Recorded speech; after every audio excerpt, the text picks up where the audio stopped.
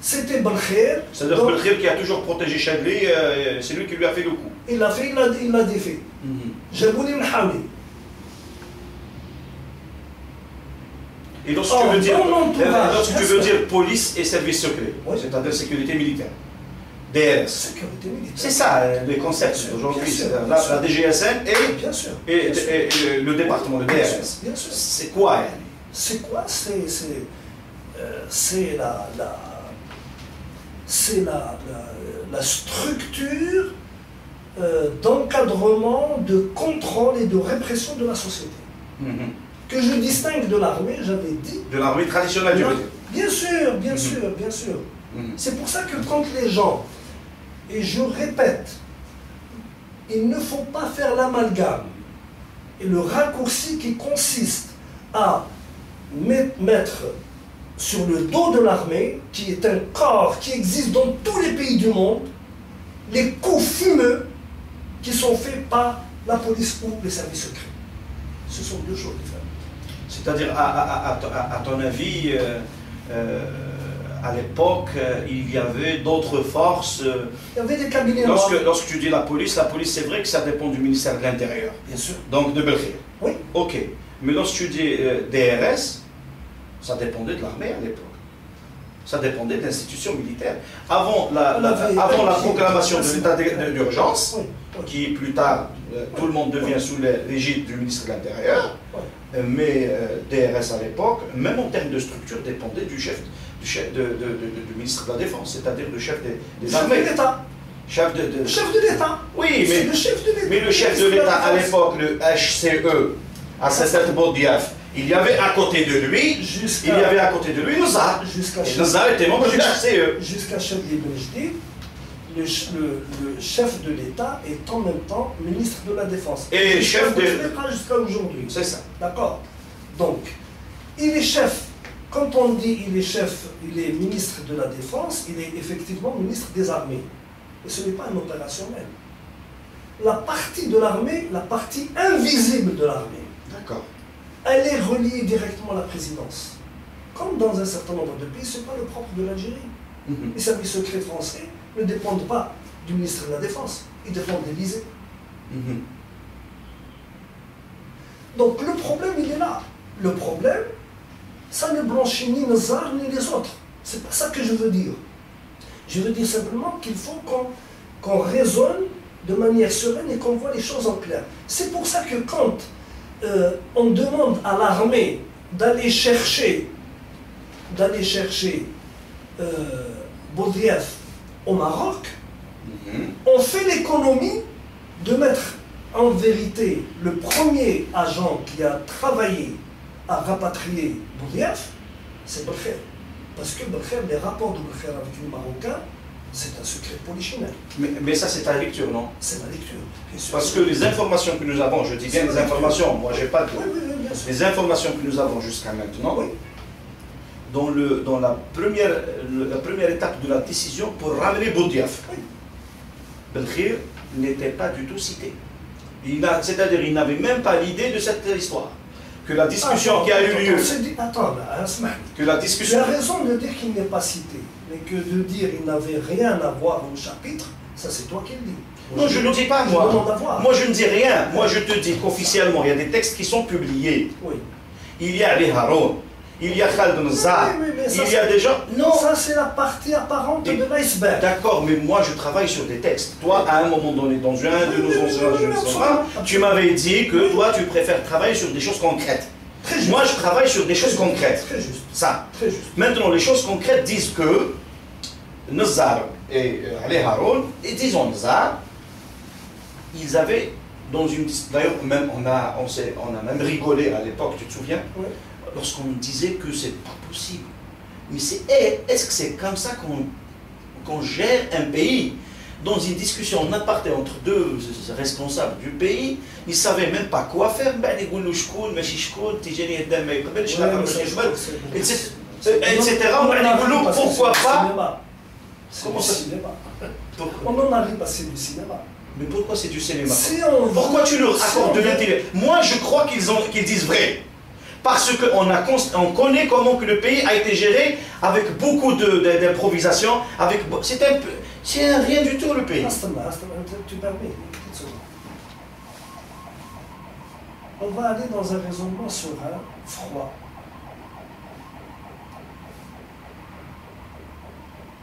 Dans le pouvoir algérien, dans cette nébuleuse, parce que c'est une nébuleuse pour moi, c'est pas quelque chose qui est uniforme. Dans ce pouvoir algérien, il est à l'image de la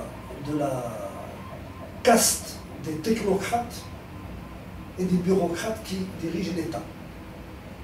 Ils ont des attaches diverses et multiples. Comme il y avait dans les administrations des types ayant été formés en Union soviétique, ils avaient la sensibilité plus ou moins communiste, ou proche des soviétiques, ou anticommunistes aussi. Tu avais des gens qui avaient été formés en Europe, qui avaient des sensibilités avec l'Europe, etc. Des sensibilités américaines, etc. Moi, je crois que dans le pouvoir... Est-ce que tu permets que je rajoute un élément? Oui, bien sûr. À ce que tu viens de dire, toi, tu les as en quelque sorte divisés en deux catégories. Des gens qui sont, grosso modo, des gens qui étaient formés en l'aviation soviétique, dans les pays de l'Est, des gens qui sont formés dans les écoles anglo-saxonnes, etc. J'ai pas fini. Attends, je te rajoute un élément. Est-ce qu'il n'est pas nécessaire de prendre en considération? Et là, c'est une constatation sociopolitique. Oui. Je ne suis pas en train de te raconter des choses de ma tête comme ça, je ne fabule pas. On parle de ce qu'on voit concrètement. La troisième catégorie, peut-être que elle est la majorité, ce sont des gens qui avaient le pouvoir entre les mains et qui n'avaient en réalité aucune formation. Ils n'avaient que la répression, une certaine légitimité historique et des moyens de répression contre le pays. C'est-à-dire que leur référence n'était pas du tout une formation quelconque. Il n'était pas une certaine intelligence quelconque. C'était des gens qui n'avaient aucune formation. Et leur attribuer cette dimension de technocrate et de bureaucrate dans les termes, je pense, les plus positifs. C'est clair ce que tu dis. À mon avis, Allah bzaf alayh. À mon avis, sincèrement. J'aime bien discuter avec toi parce que tu es pugnace. D'accord. C'est ce qu'il faut. Je voudrais introduire un petit élément dans l'appréciation de la situation. Je me soumets c'est un élément personnel de ma façon de voir. Je crois que à partir de la crise de 90-91, on ne peut plus raisonner sur l'Algérie qui va se présenter à l'orée du nouveau siècle, du nouveau millénaire, à partir des années 90, comme on a raisonné auparavant. Dans la crise très profonde de 90, vont apparaître des phénomènes et des comportements socioculturels et politiques qui n'ont plus rien à voir avec ce qui se faisait avant. La société va être gérée fondamentalement sur le plan non plus politique et idéologique, mais sur le plan fondamentalement sécuritaire. C'est une donnée nouvelle. Si on ne la comprend pas, on ne comprend pas ce qui va se passer après. On ne va pas comprendre comment naissent des GIA sous l'influence de petits lieutenants et de capitaines de la sécurité militaire. On va discuter de ça. Si tu vas nous donner ton point de vue. Ta lecture. اسمع اذا مت نصحوا الفتحه جرح مالك نعم اذا قتلوني اذا enfin c'est une façon de parler. D'accord. اذا مت non كاين فرق بين اذا مت واذا قتلوك. اسمح لي انا جو بريسيز. انا اذا كان انت مت نرحم عليك كيما راه نرحم على اي واحد في العائله تاعي ولا في الناس اللي مات. بصح اذا كان قتلوك je ne me tairai jamais. Non, je ne me tairai jamais. Je ne me tairai jamais jusqu'à ce que je sois moi-même assassiné. Sincèrement. الله يستر. امين امين امين. ما نتمناوش حنا نعاودوا نرجعوا لي اساسين individuels et collectifs. Mais on doit dire notre point de vue. Absolument. Anna, je pense que l'intellectuel qui ne s'engage pas, qui ne dit pas son point de vue et qui ne s'oppose pas à la réalité comme au pouvoir, à mon avis, ce n'est pas un intellectuel. Absolument. Vas-y. D'accord. Donc c'est pour ça que quand on parlait de la période de Chadli Ben Jdid avec ses trois gouvernements, le gouvernement Ben Ahmed, le gouvernement Brahimi, les quatre gouvernements, pardon. le gouvernement Ben Ahmed Brahim et Merbahi Hamrouch. Nous fonctionnons dans Et tu rajoutes Ghazali à partir de Ghazali du milieu des années 90, jusqu'à l'interruption. Quoique avec Ghazali, les choses ont commencé déjà à changer un petit peu. Quoique, hein. Je m'avance un tout petit peu, mais avec précaution. Parce que c'est une période très trouble. Très trouble. Mais jusqu'à la fin de Hamrouch, la fin du gouvernement Hamrouch, on fonctionnait dans une certaine visibilité. Parce qu'il y avait des institutions, elles valent ce qu'elles valent. D'accord. Tu es d'accord? Il y avait une volonté d'un projet. Il y avait un projet, on est pour, moi j'étais contre, mais c'est pas grave. Il y avait un projet, il y avait une certaine visibilité. C'est-à-dire, il y avait des institutions. Il vaut mieux être contre quelque chose qui existe que contre quelque chose qui n'existe pas. Les fantômes maintenant. Tu es contre le néant. Oui, non, je suis d'accord. D'accord. Le problème est celui-là, c'est que ce qu'on peut dire pour schématiser de la période de Benjedid, on peut dire que la période de Benjedid a évolué d'une certaine manière, logiquement, vers une ouverture pluraliste. Il n'y avait pas de choix. Et cette ouverture pluraliste allait dans la logique générale de ce mouvement de démocratisation qui soufflait sur l'Occident de manière générale et sur le monde. On en avait longuement parlé. Et que le régime de Cheikh Benjedid n'avait pas d'autre solution et d'autre choix que celle-là. Très juste.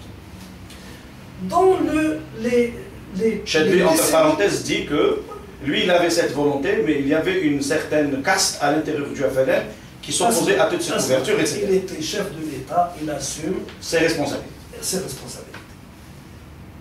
Dans la période de Boumediene, il y avait une visibilité dans la décennie 70. Visibilité de crise violente ouverte avec des attentats. Boumediene a essuyé plusieurs attentats, avec des morts, nous en avons parlé, hein, les gens qui ont été assassinés, comme Darry, etc.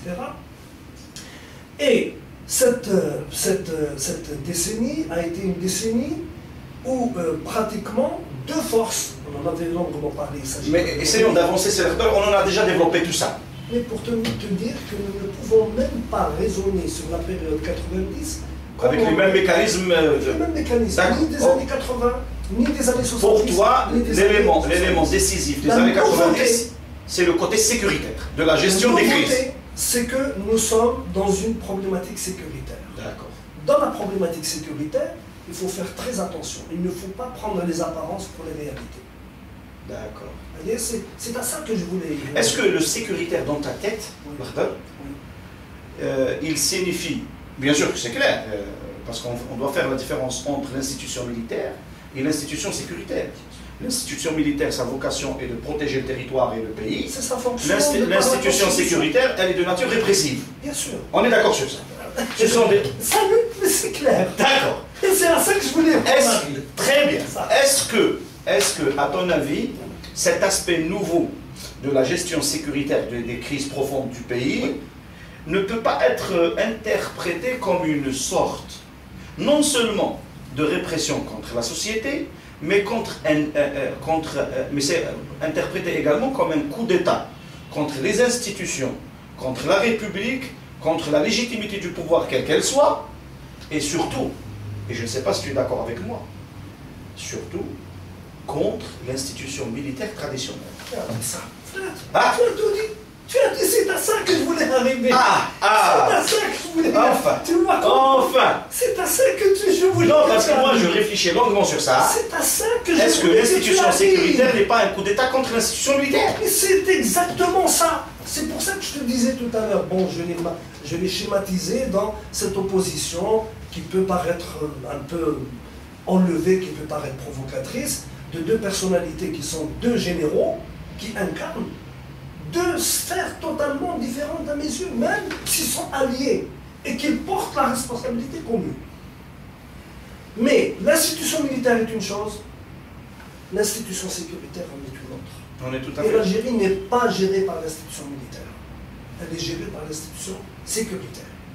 D'accord. Ça, c'est fondamental. Est-ce que c'est cette institution sécuritaire qui, plus tard, s'est enlisée dans une situation d'insécurité? Oui. Bien sûr. La preuve. Excuse-moi le jeu de mots, excuse-moi le jeu de mots. Mais c'est juste. La preuve, beaucoup d'officiers et de sous-officiers de la sécurité militaire ont fait leurs valises. Ils sont allés dans les capitales étrangères et ils ont commencé à faire des révélations. C'est comme ça qu'on a commencé à apprendre les choses.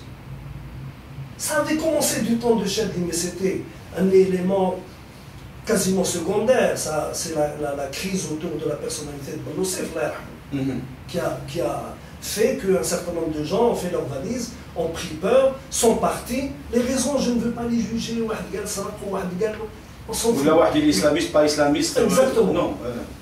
Mais ça n'a pas pris les proportions que ça va prendre dans une situation de crise ouverte où nous sommes dans un état en crise face à une révolution, un processus révolutionnaire. C'est ça la situation nouvelle. Donc, je disais, la manipulation des 6 mois, ça a été de faire penser, de faire admettre aux Algériens que, enfin, on a trouvé le sauveur suprême. On a trouvé l'homme providentiel qui va sauver la situation. Ou du moins pour un moment. Allah, ni un moment, ni une minute, ni une seconde. C'est du bluff. Tafara, Allah ghalb alayh, Allah yarhamou, Allah yismah lui. Mais j'avais affaire en haut. Et il a été poussé. Moi, je sais qu'il a été poussé par son entourage, par un certain nombre d'aventuriers autour de lui. Parce que s'il avait mûrement réfléchi le pour et le contre, il serait resté en vie chez lui là-bas, tranquillement. Donc le problème, c'est que on a avancé, si tu me permets de revenir, pour expliquer à nos amis qui nous suivent cette logique, à ma façon, je n'ai peut-être pas raison, c'est possible. Non, on ne te demande pas plus. On te demande de nous dire ce que tu penses. Exactement.